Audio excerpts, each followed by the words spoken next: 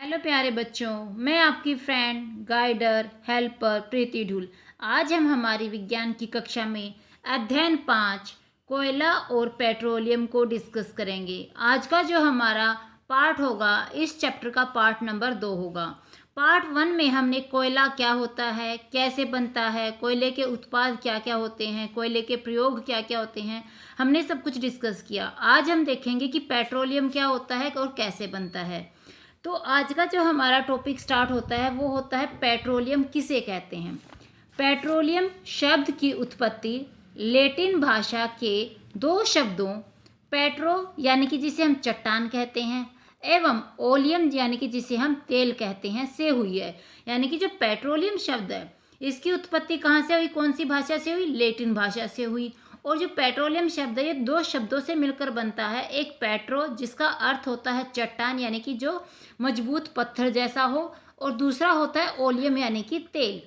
तो इन पेट्रो और ओलियम से मिलकर कौन बना, पेट्रोलियम। क्योंकि ये जमीन के नीचे की चट्टानों के मध्य से निकाला जाता है। और इसको हम पेट्रोलियम क्यों कहते हैं, क्योंकि ये जो पेट्रोलियम होता है ये कहाँ से निकलता है, जमीन के नीचे से निकलता है, यानी कि चट्टानों के अंदर से निकलता है। इसीलिए हम इसे कहते हैं पेट्रोलियम, चट्टान प्लस तेल। पेट्रोलियम के व्यावसायिक महत्व के कारण इसे काला सोना भी कहा जाता है। यानी कि जो हमारा पेट्रोलियम है इसे हम काला सोना के नाम से भी जानते हैं। अगर क्वेश्चन आ जाए कि काला सोना किसे कहते हैं, कोयले को कहते हैं कि पेट्रोलियम को कहते हैं, तो काला सोना जिसे कहते हैं वो होता है हमारा पेट्रोलियम। क्यों कहते हैं, क्योंकि जो पेट्रोल होता है वो बहुत ज़्यादा महंगा होता है। ऐसा महंगा होता है जैसे कि सोना महंगा होता है। तो ये काले रंग का होता है और सोने के जितना महंगा होता है, इसीलिए हमने इसका नाम क्या रखा, काला सोना। तो पेट्रोलियम के व्यावसायिक महत्व के कारण इसका व्यवसाय में बहुत ज़्यादा महत्व है, इसी कारण इसका क्या नाम रखा गया, काला सोना रखा गया। पेट्रोलियम के उपयोग यानी कि पेट्रोलियम का उपयोग कहाँ कहाँ होता है। हल्के स्वचालित वाहनों में, यानी कि जो छोटे टाइप के वाहन होते हैं उनमें हम किसका प्रयोग करते हैं, पेट्रोलियम का प्रयोग करते हैं। जैसे मोटरसाइकिल, स्कूटर, कार आदि में ईंधन के रूप में प्रयोग किया जाता है। यानी कि जो मोटरसाइकिल होती है, स्कूटर होती है, कार होती है, इनमें जो ईंधन के रूप में हम जिसका प्रयोग करते हैं वो होता है हमारा पेट्रोलियम। भारी मोटर वाहनों, जिसकी मोटरें भारी होती हैं, यानी कि जो वाहन भारी होते हैं, बहुत ज़्यादा जिसका भार होता है, वो उन भारी मोटर वाहनों में हम, जैसे ट्रक हो गया हमारा, ट्रैक्टर हो गया हमारा, इन सब को चलाने में हम किसका प्रयोग करते हैं, डीजल का। हल्के जो मोटर वाहन होते हैं उनमें हम करते हैं पेट्रोलियम का प्रयोग। जबकि जो भारी वाहन होते हैं उनके हम उसमें हम किसका प्रयोग करते हैं, डीजल का प्रयोग हम करते हैं। क्वेश्चन बहुत आता है डीजल का प्रयोग कहाँ पे होता है और पेट्रोलियम का कहाँ पे होता है, तो ये हमने जान लिया। अब है हमारा पेट्रोलियम किसे कहते हैं या फिर पेट्रोलियम कैसे बनता है, पेट्रोलियम क्या होता है ये हमने जान लिया। अब ये पेट्रोलियम जो होता है वो कैसे बनता है, किस तरीके से पेट्रोलियम को बनाया जाता है, ये अब हम डिस्कस करेंगे। पेट्रोलियम का निर्माण समुद्र में रहने वाले जीवों से हुआ। यानी जो पेट्रोलियम है इसका निर्माण किससे हुआ, समुद्र में जो रहने वाले जीव हैं, यानी कि जो जीव जंतु समुद्र के अंदर पाए जाते हैं, इन जीव जंतुओं से किसका निर्माण हुआ है, पेट्रोलियम का निर्माण हुआ है। जब ये जीव मृत हुए तो इनके शरीर समुद्र के पैंदे में जाकर जम गए। यानी कि जो ये जीव जंतु है जब तक समुद्र के अंदर जिए तब तक तो ठीक है, लेकिन जब ये मर गए तो इनके मरने के बाद क्या हुआ, ये नीचे जाते गए और जो समुद्र का पैंदा होता है, पैंदा यानी कि बिल्कुल नीचे की जो गहराई होती है, जो जमीन होती है, उस पैंदे में जाकर ये क्या हो गए, जम गए। यानी कि वहाँ पे जाकर ये इकट्ठा होते चले गए, एक दूसरे के साथ जमते चले गए और फिर रेत तथा मिट्टी की तहों द्वारा ढके गए। और फिर क्या हुआ, जहाँ पे ये पैंदे में जाकर जहाँ ये जम गए उनके ऊपर क्या हुआ, ऊपर से रेत मिट्टी आती रही और उनके ऊपर ढकती चली गई। वायु की अनुपस्थिति, और यहाँ पे क्योंकि वायु की क्या होती है, अनुपस्थिति होती है, यहाँ पे वायु नहीं पहुँचती क्योंकि ये पानी में बहुत ज़्यादा गहराई पर होता है, इसलिए पानी में वायु की उपस्थिति नहीं होती। उच्च ताप, और यहाँ पे जो तापमान होता है वो बहुत ज़्यादा उच्च होता है क्योंकि ये बहुत ज़्यादा गहराई में होता है, तो गहराई में तापमान भी कैसा होता है, उच्च होता है। और दाब भी क्या है, यहाँ पे बहुत ज़्यादा उच्च होता है। तो उच्च वायु की अनुपस्थिति के कारण और उच्च ताप व दाब के कारण जो मृत जीव थे वो क्या हुए, पेट्रोलियम और प्राकृतिक गैस में परिवर्तित हो गए। यानी कि वो एक तो उनसे वो पेट्रोलियम में परिवर्तित हो गए, यानी उनसे पेट्रोलियम बन गया। दूसरा, वो प्राकृतिक गैस के रूप में परिवर्तित हो गए। किसके रूप में? प्राकृतिक गैस, यानी कि जो प्रकृति के द्वारा जो गैस होती है उसको हम कहते हैं प्राकृतिक गैस। तो इस तरह से हमारा पेट्रोलियम बना। विश्व का पहला तेल का कुआं, अगर हमसे क्वेश्चन पूछा जाए कि जो विश्व का पहला तेल का कुआं कहाँ है या कौन सा है, तो विश्व का पहला तेल का कुआं पेंसिल्वेनिया, कौन सा? पेंसिल्वेनिया, अमेरिका में। कहाँ पर? अमेरिका में 1859 में प्रवेदित यानी ड्रिल किया गया, यानी कि सबसे पहले 1859 में अमेरिका में जो पहला तेल का कुआं पेंसिल्वेनिया का निर्माण किया गया, या फिर आप कह सकते हो उसको ड्रिल किया गया या खोदा किया गया या पाया गया। भारत में 1867 में असम में, भारत में कब? 1867 में। और कहाँ पे? असम में माकुम नामक स्थान पर। कौन से स्थान पर? माकुम नामक स्थान पर तेल के भंडार का पता चला। यानी कि अगर पूछा जाए भारत में जो तेल का भंडार है उसका पता सबसे पहले कब चला, तो 1867 में चला। कहाँ पर? असम में। असम में कौन सी जगह पर? माकुम नामक स्थान पर। ये हमारा भारत में जहाँ पे तेल का पहली बार हमें पता चला था कि यहाँ पर तेल उपस्थित है। राजस्थान के बाड़मेर जिले में मंगला, ऐश्वर्या और सरस्वती आदि तेल कुओं की खोज हुई। यानी कि सबसे ज़्यादा कहाँ पर तेल की खोज हुई? राजस्थान में हुई। कौन सी जगह पर? बाड़मेर जिले में। कौन सी जगह पर? बाड़मेर जिले में। और कौन से कुएं की खोज हुई? मंगला की, ऐश्वर्या की और सरस्वती की। तो क्वेश्चन पूछे जा सकते हैं कि ये वाले कुएं हैं, ये इनको कहाँ पे खोजा गया, तो ये राजस्थान के बाड़मेर जिले में खोजे गए। पेट्रोलियम का परिष्करण, परिष्करण से मतलब क्या होता है? पेट्रोलियम को साफ करना, स्वच्छ करना। तो पेट्रोलियम का परिष्करण कैसे किया गया, कैसे होता है? पेट्रोलियम का गहरा रंग होता है, यानी जो पेट्रोलियम हमारा होता है वो गहरे रंग का होता है। कैसा रंग होता है इसका? गहरा काला रंग होता है। यह गहरे रंग का तेलीय द्रव है। और ये कैसा होता है? जैसे तेल के जैसा, यानी कि तेलीय द्रव है, यानी कि ये एक द्रव अवस्था में पाया जाता है। इसकी गंध अप्रिय होती है, यानी कि इसकी गंध किसी को भी अच्छी नहीं लगती। पेट्रोल की गंध जो होती है वो अप्रिय होती है।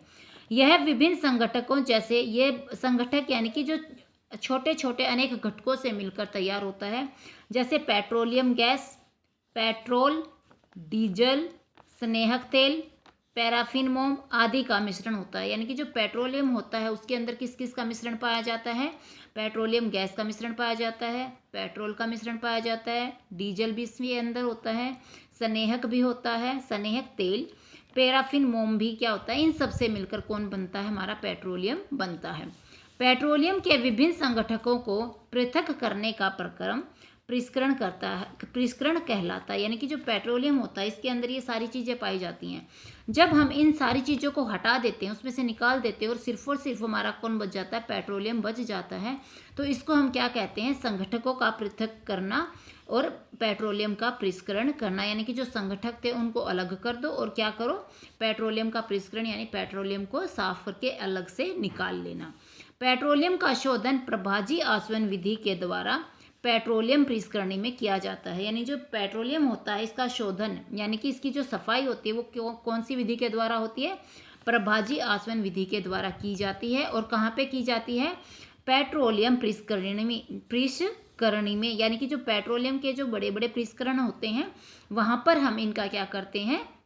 इसकी सफाई करते हैं प्रभाजी आसवन विधि के द्वारा। पेट्रोलियम के विभिन्न संगठक और उनके उपयोग, जो पेट्रोलियम हमारा है उसके अलग अलग संगठक कौन से हैं और उनके उपयोग क्या क्या हैं? सबसे पहले आता है हमारा एलपीजी। जो एलपीजी होता है इसका उपयोग कहाँ पे होता है? घरों और उद्योगों में ईंधन के रूप में। यानी कि जो हमारी एलपीजी होती है, एलपीजी गैस होती है, इनका प्रयोग हम कहाँ पे करते हैं? घरों में करते हैं और उद्योगों में करते हैं। किस रूप में करते हैं? ईंधन के रूप में करते हैं। फिर है हमारा पेट्रोल। पेट्रोल क्या है? हमारा एक संगठक है किसका? पेट्रोलियम का। इसके उपयोग क्या क्या हैं? मोटर ईंधन में, यानी कि जो मोटर में है उसमें ईंधन के रूप में प्रयोग करते हैं। शुष्क धुलाई में, शुष्क धुलाई से मतलब क्या होता है? जब हम कपड़ों की ड्राई क्लीन कराते हैं, ड्राई क्लीन कराना क्या कहलाता है? शुष्क धुलाई। तो कपड़ों की ड्राई क्लीन करवाते टाइम भी किसकी सहायता लेनी पड़ती है? पेट्रोल से हम ड्राई क्लीन करते हैं। मिट्टी का तेल, मिट्टी के तेल का प्रयोग कहाँ पे होता है? स्टोव में, यानी कि जो खाना बनाने वाले स्टोव होते हैं उसमें, लैंप में मिट्टी का तेल डालते हैं, और जेट वायुयान जो होते हैं उनके अंदर हम ईंधन के रूप में मिट्टी के तेल का हम प्रयोग करते हैं। फिर है हमारा डीजल। डीजल का प्रयोग कहाँ कहाँ किया जाता है, इसका उपयोग कहाँ कहाँ होता है? भारी मोटर वाहनों में। जब हमारे भारी मोटर वाहन जैसे ट्रक वगैरह होते हैं उनमें हम किसका प्रयोग करते हैं? डीजल का प्रयोग करते हैं। विद्युत जनित्रों के लिए ईंधन, जो हमारे विद्युत तैयार करने वाले जनित्र होते हैं उनमें हम क्या करते हैं? ईंधन के रूप में हम डीजल का ही प्रयोग करते हैं। अब है हमारा स्नेहक तेल। स्नेहक तेल का उपयोग क्या होता है? स्नेहक बनाने में प्रयोग किया जाता है स्नेहक तेल का। अब हमारा अगला है पैराफिन मोम। पैराफिन मोम का जो उपयोग होता है वो किस में होता है? मरहम बनाने में। यानी कि जो मरहम लगाते हैं वो मरहम किससे बनती है? पैराफिन मोम से बनती है। मोमबत्ती जो होती है वो पैराफिन मोम से बनाई जाती है, और जो वैसलीन होती है जो हम सर्दियों में यूज़ करते हैं फटे हुए पैरों पे, हाथों पे या लिप्स पे जहाँ भी, वो किससे बनती है? पैराफिन मोम से बनाई जाती है। बिटुमेन, जो बिटुमेन होता है इसका प्रयोग होता है पेंट बनाने में। जो घरों में पेंट किया जाता है वो पेंट किससे बनता है? बिटुमेन से बनता है। और सड़क निर्माण में, और जो आजकल सड़क बनाई जाती है उसमें हम किसका प्रयोग करते हैं? बिटुमेन का प्रयोग करते हैं और सड़क का निर्माण करते हैं। तो ये थे पेट्रोलियम के विभिन्न संगठक और उनके उपयोग। अब हम देखेंगे कि जो हमने एलपीजी की थी, जिनका प्रयोग हम घरों में करते हैं, उद्योगों में ईंधन के रूप में करते हैं, इस एलपीजी की फुल फॉर्म क्या है? क्योंकि इनकी एलपीजी हुई, सीएनजी हुई, इनकी फुल फॉर्म बहुत ज़्यादा पूछी जाती है। तो एलपीजी की फुल फॉर्म क्या होती है? इंग्लिश में हम इसे कहते हैं लिक्विड पेट्रोलियम गैस, और हिंदी में हम इसे कहते हैं द्रवित पेट्रोलियम गैस। तो ये बहुत ज़्यादा इंपॉर्टेंट होती है, इसीलिए मैंने इसको लिखा है। अब है हमारा प्राकृतिक गैस। हमने अभी भी पढ़ा था कि प्राकृतिक गैस कैसे बनी। जैसे समुद्र में जब जीव जंतु मरे तो एक तो वहाँ पे हमें पेट्रोलियम मिला, दूसरा हमें वहाँ पे कौन मिला था? प्राकृतिक गैस हमारी वहाँ पे उत्पन्न हुई थी। तो अब हम देखेंगे कि जो प्राकृतिक गैस होती है ये क्या है। प्राकृतिक गैस एक महत्वपूर्ण जीवाश्म ईंधन है। जीवाश्म ईंधन से क्या मतलब है? कि वो ईंधन जो कि जीवों के द्वारा प्राप्त होता है। तो ये क्या होता है? जीवों के मरने से प्राप्त होता है, इसीलिए हम इसे क्या कहते हैं? जीवाश्म ईंधन कहते हैं। तो प्राकृतिक गैस कैसी गैस है? एक जीवाश्म ईंधन है, क्योंकि इसका परिवहन पाइपों द्वारा सरलतापूर्वक हो जाता है। इसका जो परिवहन होता है, यानी कि इसको एक जगह से दूसरी जगह पर या एक स्थान से दूसरे स्थान पर पहुंचाने के लिए हम क्या कर सकते हैं? पाइपों का प्रयोग करते हैं, क्योंकि इनमें से ये आसानी से सरलतापूर्वक एक स्थान से दूसरे स्थान तक पहुंचाई जा सकती है। यह स्वच्छ ईंधन है। ये जो प्राकृतिक गैस होती है ये ईंधन एक स्वच्छ ईंधन है, क्योंकि यह कम प्रदूषणकारी है। इससे क्या होता है? जो प्रदूषण होता है वो कम मात्रा में फैलता है, इसलिए इसका ज़्यादा प्रयोग भी किया जाता है। प्राकृतिक गैस को उच्च दाब पर, जो प्राकृतिक गैस होती है उसको उच्च दाब पर संपीड़ित प्राकृतिक गैस यानी सीएनजी के रूप में भंडारित किया जाता है। यानी जो प्राकृतिक गैस होती है इसको उच्च दाब पर हम क्या करते हैं? संपीड़ित प्राकृतिक गैस, यानी कि जिसको हम सीएनजी कहते हैं, इस सीएनजी के रूप में हम इसको भंडारित कर लेते हैं, यानी कि इकट्ठा कर लेते हैं, इसका भंडारण कर लेते हैं। इसका उपयोग वाहनों में ईंधनों के रूप में किया जाता है। और जो सीएनजी गैस है हमारी, इसका प्रयोग हम कहाँ पे करते हैं? जो हमारे वाहन होते हैं, व्हीकल होते हैं, हम उनमें सीएनजी का प्रयोग करते हैं। क्यों करते हैं? क्योंकि ये काफ़ी सस्ती होती है और प्रदूषण कम फैलाती है।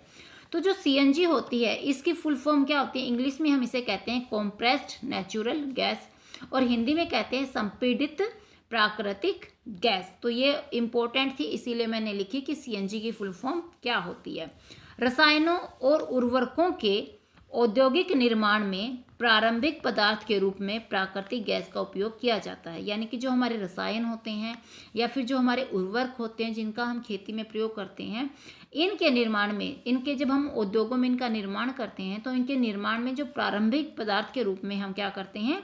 प्राकृतिक गैस का उपयोग करते हैं। यानी कि प्राकृतिक गैस के उपयोग के कारण ही क्या बनते हैं? हमारे रसायन बनते हैं और हमारे उर्वरक बनते हैं। सीएनजी की आपूर्ति पाइपों के माध्यम से की जाती है। जो सीएनजी होती है ये क्या होती है? पाइपों के माध्यम से हम इसकी आपूर्ति, यानी कि इसको इधर से उधर हमें जहाँ भेजना होता है, परिवहन करना होता है, हम क्या करते हैं? पाइपों की सहायता से करते हैं। पाइपलाइनों का ऐसा जाल बड़ोदरा कहाँ पे है? गुजरात में, और दिल्ली में बनाया गया है। यानी कि जो ये सीएनजी भेजने वाली जो पाइपलाइनें हैं, इनका ये जो जाल है ये कहाँ कहाँ पे बना हुआ है? एक बड़ोदरा में बना हुआ है जो कि गुजरात के अंदर आता है, और दूसरा ये दिल्ली में बनाया गया है। तो क्वेश्चन पूछा जा सकता है कि पाइपलाइनों का जाल कहाँ पर बना हुआ है? तो एक बड़ोदरा में, जहाँ जो गुजरात में है, और दूसरा दिल्ली में बना हुआ है। भारत में प्राकृतिक गैस के विशाल भंडार त्रिपुरा, राजस्थान, महाराष्ट्र और कृष्णा गोदावरी डेल्टे में स्थित है।